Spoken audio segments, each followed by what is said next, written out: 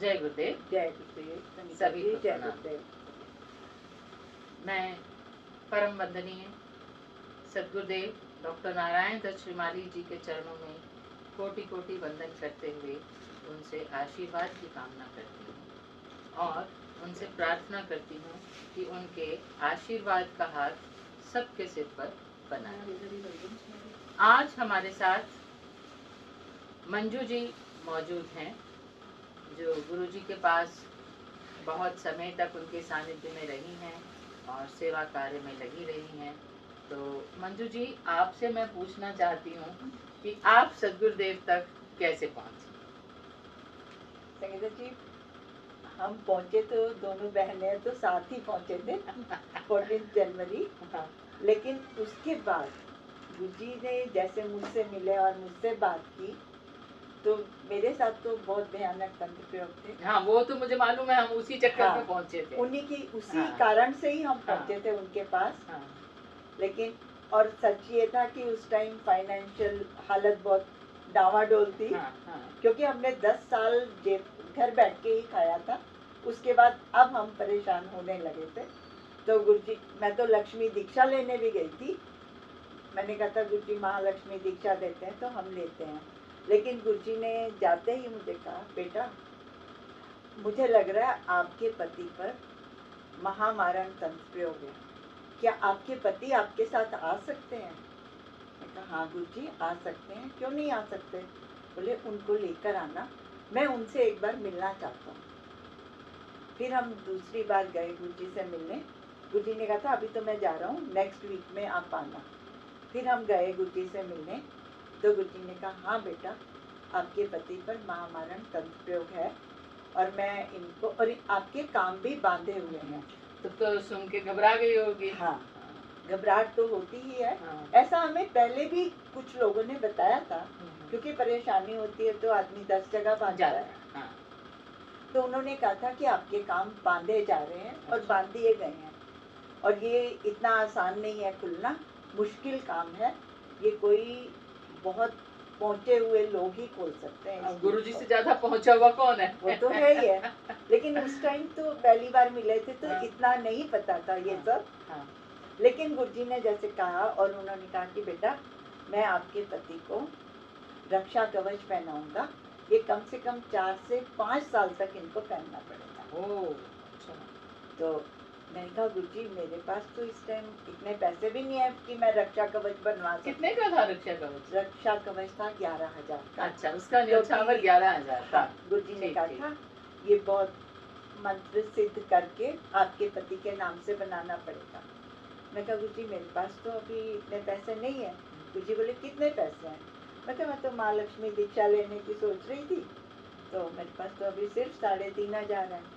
तो गुरुजी बोले कोई बात नहीं, तुम 3,500 जमा करा दो, मैं थोड़ा हल्का वाला बना दूंगा, फिर धीरे धीरे आप और पैसे जमा करा देना बेटा, मैं इसका वो बढ़ा दूंगा, फिर पावर बढ़ जाएगी और ये पूरा आप काम करेगा।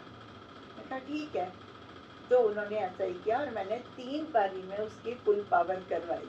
11,000 जमा करवाए। अच्छा। जैसे जैसे मेरे पास थोड़े थोड़े पैसे हुए उस हिसाब से कराया। गुरुजी ने कभी पैसे का हिसाब किताब रखा नहीं रखा, कभी नहीं रखा। लेकिन वो कहते थे कि ये गुरु ऋण होते हैं बेटा, इन्हें भी चुकता करना आवश्यक होता है। अच्छा, क्या है कि कुछ चीजें ऐसी होती थी जिसमें गुरुजी ये कहते थे कि गुरु का धन नहीं लग सकता। क्योंकि ऐसा मेरे साथ भी हुआ। मेरे बेटे पर जो है मारण प्रयोग कराया हुआ था। तो तब तुम लोग भी साथ में थे, उस समय भाभी भी साथ में थी। हम लोग गए तो गुरुजी ने बताया कि इस पर जो है समय बांधा हुआ है और जो है 12 जून तक का समय बंधा हुआ है, तो महामारण प्रयोग। तो मैंने कहा कि अब क्या किया जाए? तो बोले बेटा तुमको अनुष्ठान कराना पड़ेगा और तुम जो है केवल 1.25 रुपया दे दो, क्योंकि मैं अपने धन से ये अनुष्ठान नहीं कर सकता। और तब जो है केवल 1.25 रुपया हमने जमा किया था और गुरुजी ने तब वो अनुष्ठान किया था। उन्होंने पैसे का तो कभी कोई माहौल, कोई बंदिश लगाई ही नहीं। आपको प्रसन्नता मिलनी चाहिए, आपका काम हो जाना चाहिए, है ना?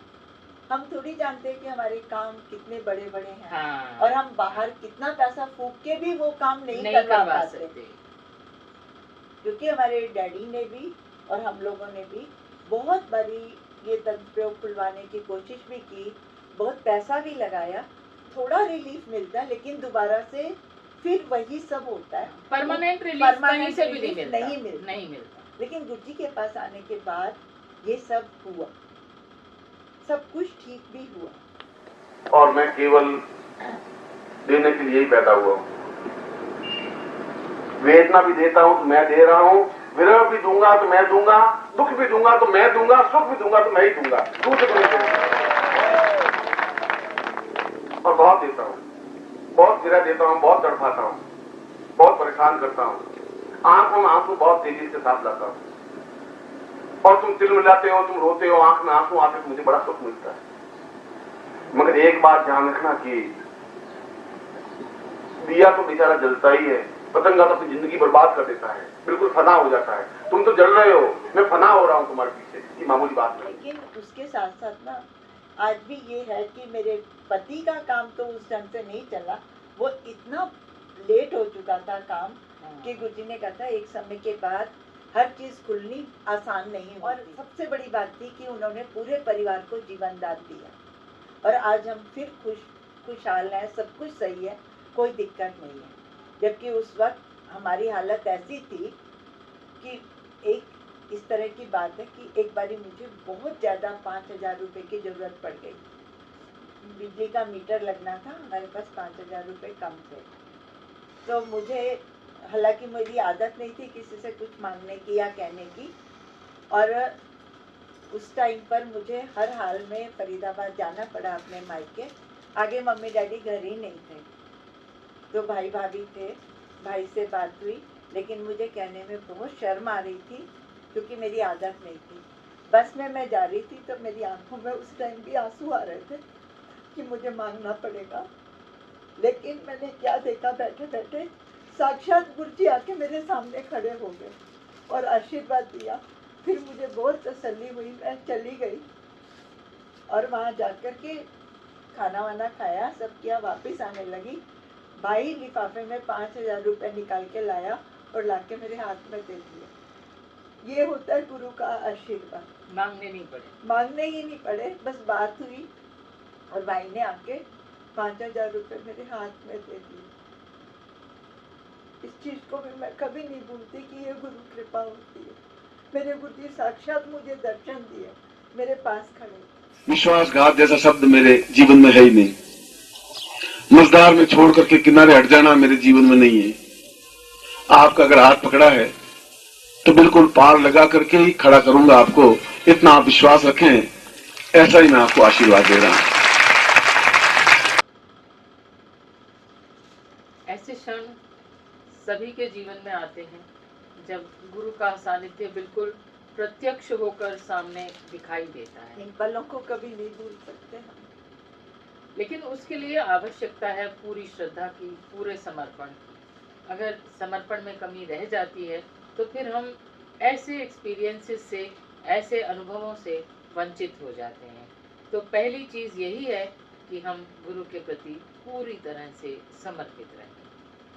उनका जो प्रेम भाव है उनके प्रति, वो मन में रहना ही। गुरु भी आपको संस्कार क्यों देगा? क्या केवल ओम प्रमुखता नारना गुरु करने से दे देगा? वह तो आप टेप रिकॉर्डर से सीख लेंगे, किताब से सीख लेंगे। आपके संस्कार का मतलब है कि आप जब पूर्ण रूप से समर्पित हो जाएंगे तन और मन से, धन तुम्हारे पास रहने दीजिए। धन तो गुरु अपने आप पैदा कर लेगा, क्योंकि अगर उसके पास नहीं तो देवत्वों से प्राप्त कर लेगा। और जो अगर उसके पास है और यदि प्राप्त करेगा तो कर लेगा। तुम्हारे भीख मंगों की तरह तुम्हारे पास वो गुरु बन करके तुम्हारे पास नहीं आएगा कि मुझे 5 रुपए दो, 10 रुपए दो, वो नहीं आएगा। समझ लीजिए कि ये सदगुरु नहीं है। ये गुरु तो हो सकता है, बच्छल करेगा, छुप करके अपनी पत्रिकाएं बांटेगा, छुप करके पैम्पलेट बांटेगा, और खुलेआम कुछ काम करिए। इसलिए वेद व्यास ने कहा कि शिष्य की मर्यादा यह है कि अपने आप को पूर्ण रूप से समर्पित करे। फिर मैं सब दोहरा रहा हूं, समर्पित करे। तीसरी बार भी कह रहा हूं कि आप समर्पित हों, पूर्ण रूप से अर्पित हो। अब मर जाएंगे तो मर जाएंगे, डूबेंगे तो डूबेंगे, निर्दिन रहेंगे निर्दिन रहेंगे, भूखे मरेंगे तो भूखे मरेंगे। हमने तो बागडोर आपके हाथ में सौंप दी है, अब मर्जी तुम्हारी, जैसा आप करें वैसा कर लीजिए। केवल होठों से बोलने से काम नहीं चलेगा, अपने आप को समर्पित करने से काम चलेगा। मेरे को आज भी वो पल याद आते हैं, तो वो समय याद आता है, आंखों में आंसू आ ही जाते हैं। देखो, ये सारे मोमेंट्स ऐसे होते हैं जो बहुत ही इनर सेल्फ के साथ जुड़े हुए होते हैं, और जहाँ पर कोई व्यक्ति किसी की मदद नहीं कर सकता, वहाँ पर सद्गुरुदेव खुद खड़े होकर मदद करते हैं, हेल्प करते हैं। और इस चीज़ को हम कभी भी नहीं भूल सकते कि हमारे हर मुश्किल समय में केवल वही साथ खड़े हुए मिले हैं और कोई भी नहीं। क्योंकि तंत्र एक ऐसा माध्यम है जिससे सारे रास्ते बंद हो जाते हैं, इंसान के वो सारे रास्ते बंद करते हैं। एक गुरु ही माध्यम होते हैं जो कहीं ना कहीं से मदद करवाते हैं और रास्ता खोलते हैं, और कोई नहीं कर सकता इस चीज को। क्योंकि ये शक्ति केवल गुरु में ही है कि वो हाँ। किसी के भी हृदय में स्थापित होकर और उसको ये प्रेरणा दे सकते हैं कि तुम इस काम को करो, और हाँ। वो व्यक्ति जो है तब उस कार्य को कर देता है। जैसे ये बता रही हैं कि भाई ने 5000 दिए, तो वो प्रेरणा देने वाले कौन थे? वो प्रेरणा देने वाले गुरुदेव थे। तो इसलिए बजाय इसके कि हम इधर उधर भागें, केवल और केवल एक गुरु को मना लीजिए, केवल और केवल एक गुरु को साध लीजिए, और वो भी इतने समर्थ और इतने सशक्त गुरु जिनके पास हों, उनको तो और कहीं कुछ देखने की जरूरत ही क्या है, कहीं जाने की जरूरत ही क्या है। आज तो ये है हाल है कि बच्चे भी कई बार कहते हैं, आप किससे बात करते रहते हो, आप अपने आप से बात करते हो, क्या करते हो आप लोग? उन्हें नहीं पता कि हम कहाँ बात कर रहे होते हैं, क्योंकि हमारा तो एक पल भी उनके बिना नहीं बीतता। हमारे तो घर के काम हो, कुछ भी हो, हम उनसे बातें करते रहते हैं, और ऐसा भी कई बार लगता है कि हमारे काम फटाफट हो रहे हैं, शायद वही हमारे साथ लगे हुए हैं। कहना नहीं चाहती मैं ये बात, लेकिन सच यही है कि हमारे हर काम में वो हमारे साथ होते हैं। क्यों हम खाना बनाते हैं, कहते गुरुजी जैसा आपको स्वाद लगता है, जैसा आपको पसंद है वैसा ही बनवा लो। हम हर बात में उनको अपने साथ ही रखते हैं, और इसी बात से खाना भी स्वाद बन जाता है। हम कोई मेहनत करते हैं नहीं करते हैं हमें नहीं पता, और हमें पता भी नहीं चलता कब काम हो जाता है। एक्चुअली मैं तो बहुत बैड कुक हूँ, मेरे से तो कभी अच्छा खाना बनता ही नहीं है, साफ बात। तो मैं क्या करती हूँ, जब खाना बनाती हूँ तो रहते हैं सद्गुरुदेव हमेशा साथ, मैं उनसे पूछती हूँ गुरुजी नमक और डालना है कि नहीं, मिर्च और डालूं, तो वो मुझे बताते थोड़ा सा और डाल दे, बस अब काफी हो गया। अब तू आ जा, ये हो जाएगा तैयार। तो गुरु का सानिध्य जो है आपकी जिंदगी का रंग बदल देता है। ये वो हिसाब है कि आप अकेले होकर भी अकेले नहीं हैं, और आप भीड़ में होकर भी अकेले हैं, क्योंकि आप केवल और केवल उन्हीं के साथ होते हैं। बस यही चीज है जो जीवन में हमें सफलता देती है, और कहीं भी सर को गुरुजी झुकने नहीं देते। तो मैं आप सबसे भी यही रिक्वेस्ट करूंगी कि अधिक से अधिक समय गुरुदेव को अपने साथ रखिए। और संगीता, हम सच बताएं ना, तो जो हमने समय गुरुजी के साथ बिताया है ना, आज भी हमारा जीवन वही है। हम उन्हीं पलों को, उन्हीं क्षणों को याद करते हैं, उनके द्वारा कही हुई हर बात हमें याद आती है, और आज वो हमारे जीवन में हमारा फ्यूचर बनाती हैं वो बातें। क्योंकि वो तो बोल गए, उस टाइम हमारे सर के ऊपर से गया, जब तक घटा नहीं हमें पता ही नहीं चला कि ये क्यों बोला गया।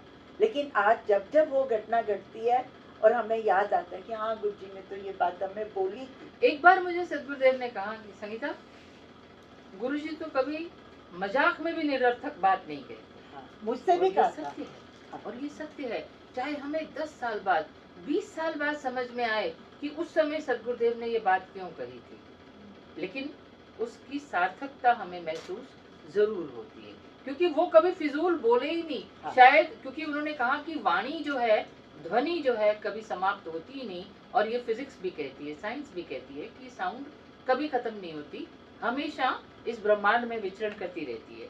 तो गुरुजी ने कहा कि निरर्थक बोले हुए शब्द जो हैं वो भी इस ब्रह्मांड में विचरते हैं, इसलिए सार्थक बोलो और तथ्य बोलो, मूलभूत बात को बोलो।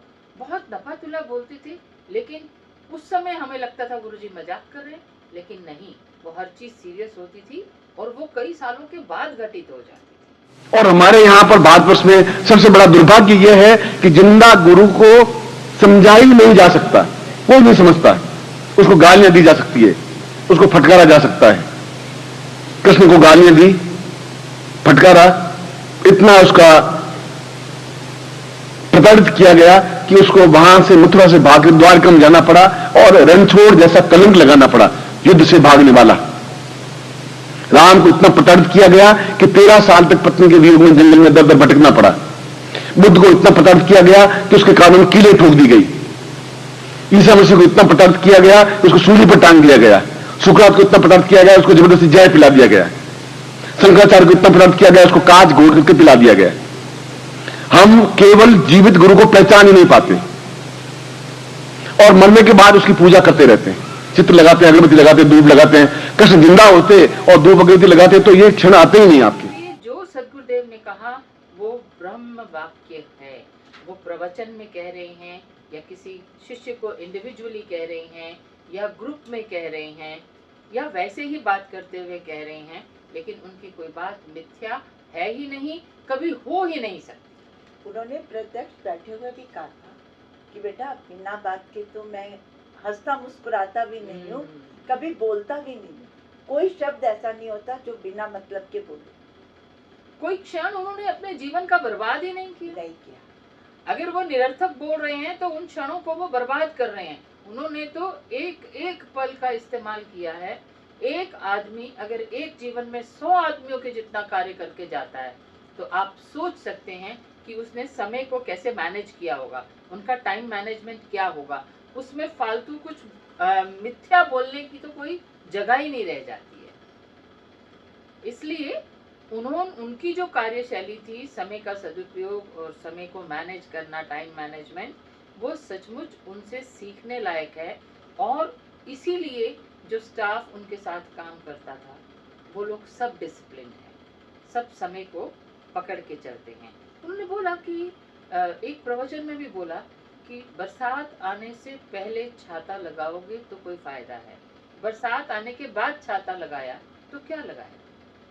समय को आने से पहले पकड़ो। इसीलिए सफलता उन्हीं के साथ है जो सदगुरुदेव की कही हुई बातों को हमेशा अपने जीवन में उतारते हैं और उसका कोई भी क्वेश्चन उठने से पहले या रिजल्ट उठने से पहले उसको अपने जीवन में अडॉप्ट कर लेते हैं, वही सफलता है। इसलिए गुरु की वाणी को, जो कुछ गुरु जी कह गए हैं, उसको अक्षरशः जीवन में उतारने की हम सब कोशिश करें, प्रयास करें। इसके साथ ही हम आज विराम लेते हैं।